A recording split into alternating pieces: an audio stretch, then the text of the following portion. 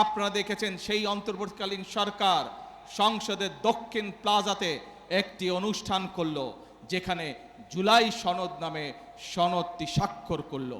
BNP স্বাক্ষর করেছে, তারপরে আরো বিএনপির সাথে লাইন দিয়ে আরো কিছু দল স্বাক্ষর করেছে। প্রিয় ভাই বোনেরা, এই বিগত 17 বছর আন্দোলনে বিএনপির শত শত নেতাকর্মী গুম খুনের শিকার হয়েছে।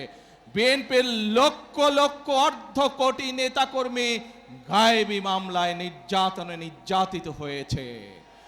আজ এই হাজারো মানুষের সামনে দাঁড়িয়ে, এই মিডিয়ার সামনে পরিষ্কারভাবে আমি আবারও বলে দিতে চাই, সংসদের দক্ষিণ প্লাজায় দাঁড়িয়ে বাংলাদেশ জাতীয়তাবাদী দল যে জুলাই সনদে সই করে এসেছে, সেই জুলাই সনদের প্রত্যেকটি শব্দ, প্রত্যেকটি অক্ষর আমরা ইনশাআল্লাহ এক এক করে বাস্তবায়ন করব। কিন্তু বারবার পরিষ্কারভাবে এই কথা বলে দেওয়ার পরেও আমরা দেখলাম যে কিছু রাজনৈতিক দল সংসদে এবং সংসদের বাইরে জনগণকে বিভ্রান্ত করার জন্য কিছু কথাবার্তা তারা বলা শুরু করেছে। প্রিয় ভাই বোনেরা, অন্তর্বর্তীকালীন সরকার 11টি কমিশন করেছিল। 11টি কমিশনের মধ্যে সংবিধান আছে, বিচারের বিষয় আছে, প্রশাসনিক আছে, স্বাস্থ্য আছে, নারী আছে। আজকে ষড়যন্ত্রের গন্ধ পাচ্ছি আমরা। খেয়াল করে দেখবেন, যারা এই সংস্কার করে যারা জনগণকে বিভ্রান্ত করতে যাচ্ছে, জুলাই সনদের সম্পর্কে বিভ্রান্ত করতে চাচ্ছে, তারা কিন্তু নারীর স্বাধীনতা অথবা নারীর উন্নয়ন নিয়ে কোনো কথা বলে না। তারা ওষুধের, বাংলাদেশের মানুষের চিকিৎসার জন্য যে চিকিৎসা কমিশন করা হয়েছিল, বাংলাদেশের মানুষ যাতে ওষুধ সহজে পেতে পারে, চিকিৎসা সহজে পেতে পারবে, সেইটির ব্যাপারে তারা কোনো কথা বলে না। কিভাবে প্রশাসনকে ঠিক করতে হবে সেইটির কথা তারা বলে না। কিভাবে আইন শৃঙ্খলা ঠিক করতে হবে সেইটির কথা তারা বলে না। তারা শুধু সংবিধান এই বিষয়ে কথা বলে। প্রিয় ভাই বোনেরা, দেখেন তারা কিভাবে বিভ্রান্ত করছে। নির্বাচনের সময় আমি আপনাদের বলেছিলাম যে কিভাবে তারা বিভ্রান্ত করছে। এই গুপ্ত বিভ্রান্তকারীরা আবারও এখন এই বিভ্রান্তের কাজ শুরু করেছে তারা। দুদিন আগের ঘটনা, এই গতকালকের ঘটনা, ময়মনসিংহের ওদিকে একটি জেলায় একটি ব্যক্তিগত তুচ্ছ ঘটনা ঘটেছে। এক ছেলে এক মেয়ের সাথে প্রেম করত, তারা বিয়ে শাদী করেছে, তাদের পরিবারের সমস্যা দেখেছেন আপনারা, ফেসবুকে দেখেছেন না? কিন্তু সাথে কি এটাও দেখেছেন, একটি পারিবারিক একটি ব্যক্তি ঘটনাকে কারা রাজনৈতিক রূপ দিয়ে দেশে অশান্তি সৃষ্টির চেষ্টা করেছে? দেখেছেন আপনারা সবাই? প্রিয় ভাই বোনেরা, এদের সম্পর্কে সতর্ক থাকতে হবে। মুক্তিযুদ্ধের সময় আমরা দেখেছি তারা কিভাবে বিভ্রান্তির চেষ্টা করেছে দেশের মানুষকে। 86 সালের নির্বাচনে আমরা দেখেছি তারা কিভাবে বিভ্রান্ত করার চেষ্টা করেছিল দেশের মানুষকে। 96 সালেও আমরা দেখেছি স্বৈরাচারের সাথে গিয়ে তারা কিভাবে দেশের মানুষকে বিভ্রান্ত করেছিল।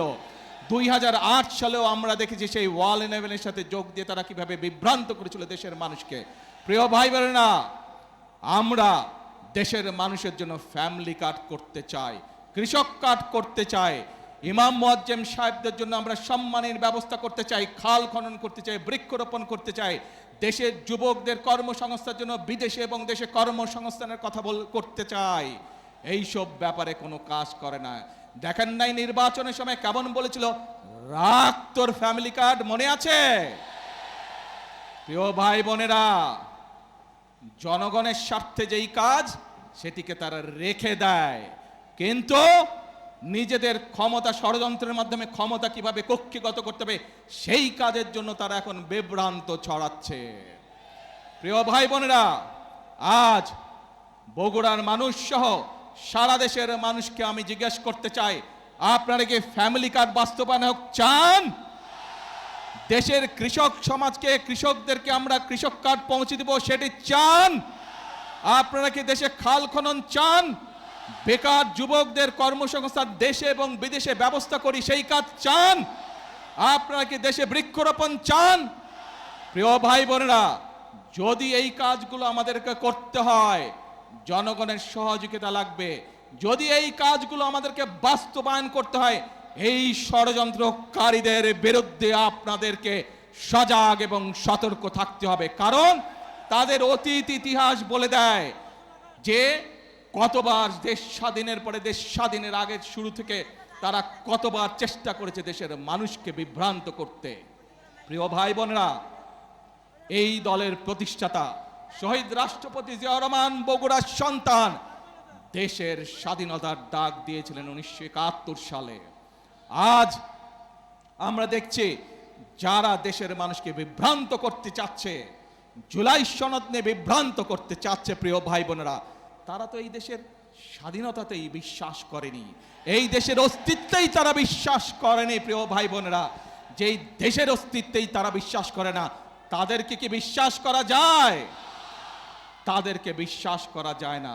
যেহেতু তাদেরকে বিশ্বাস করা যায় না, প্রিয় ভাই বোনেরা, বাংলাদেশের মানুষ বিগত 12 তারিখের নির্বাচনে ম্যান্ডেট দিয়েছে বিএনপিকে আগামী 5 বছর রাষ্ট্র পরিচালনা করার জন্য। কারণ আমি যেই পরিকল্পনার কথাগুলো আপনাদের সামনে তুলে ধরেছি, এর সাথে আরো যে করে পরিকল্পনা আছে, যেই 31 দফা আমরা মানুষের সামনে দিয়েছি, যেই জুলাই সনদে আমরা সই করে এসেছি সংসদের দক্ষিণ প্লাজায়, দেশের মানুষ ম্যান্ডেট দিয়েছে সেই জুলাই সনদ বাস্তবায়ন করার জন্য।